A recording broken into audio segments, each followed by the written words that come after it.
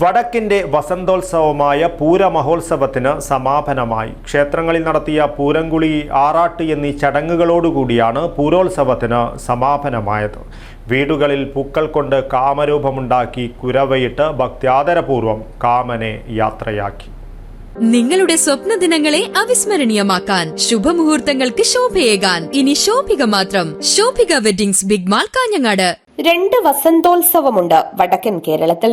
ഒന്നാമത്തേത് ഓണമാണെങ്കിൽ രണ്ടാമത്തേത് പൂരോത്സവമാണ്. മീനമാസത്തിലെ കാർത്തിക നാൾ മുതൽ പൂരം നക്ഷത്രം വരെയുള്ള 9 ദിവസമാണ് കോലത്ത് നാട്ടിലും അള്ളടം നാട്ടിലും പൂരം ആഘോഷിച്ചത്. അക്ഷരാർത്ഥത്തിൽ പെൺകുട്ടികളുടെ ആഘോഷമാണ് പൂരോത്സവം. ശിവനും കാമദേവനുമായി കോർത്തിണക്കിയ മിത്താണ് പൂരോത്സവത്തിന്റെ അടിസ്ഥാനം. കത്തിക്കാളുന്ന കുംഭമീനച്ചൂടിലും പൂത്തുലയുന്ന പൂക്കൾ തന്നെയാണ് പൂരോത്സവത്തിന്റെ പ്രധാന സവിശേഷത. പൂരാഘോഷം നടക്കുന്ന കാവുകളിൽ പൂരത്തിന്റെ വരവറിയിച്ച് പൂരപ്പൂക്കൾ പൂത്തുലഞ്ഞങ്ങനെ നിൽക്കും. പെൺകുട്ടികൾ വീടുകളിലും ആചാരസ്ഥാനികന്മാർ ക്ഷേത്രങ്ങളിലും പൂവിട്ടു. എല്ലാ പൂക്കളും പൂവിടാനായി ഉപയോഗിക്കാറില്ല. പച്ച നിറത്തിലുള്ള അപൂർവം പൂക്കളിൽ ഒന്നാണ് ജഡപ്പൂവെന്ന പൂരപ്പൂക്കൾ.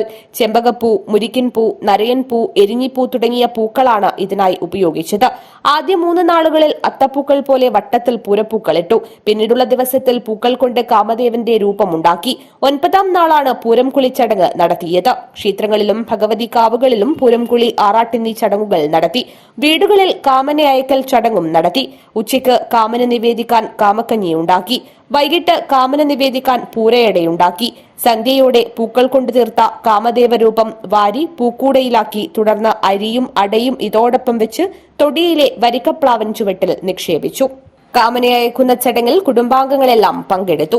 കുരവയിട്ട് ഭക്ത്യാദരപൂർവ്വം നടത്തിയ ചടങ്ങിനോടൊപ്പം മുന്നറിയിപ്പുകളോടെയും പ്രാർത്ഥനകളോടെയുമാണ് കാമദേവനെ പറഞ്ഞയച്ചത്. News bureau, Kanhangad.